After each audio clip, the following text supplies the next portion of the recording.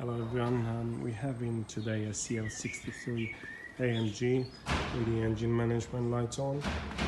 We have performed a diagnostic test to start with, and we have seen a fault related with oxygen sensor on bank 2. Now we have carried out a live data reading on all sensors, and what we have noticed was quite interesting to see on the graph, analyzing the data from all the sensors. As you can see, the sensors are all in different colors. There are 4 sensors, blue, yellow, red and green, before and after the catalytic converter.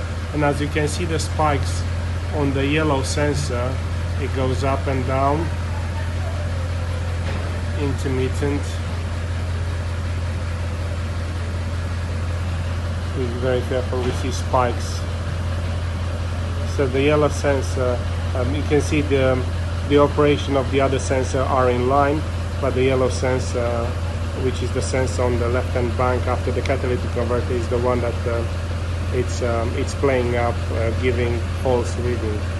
So we have concluded the problem on this car, and we're going to proceed with the repairs. Thank you.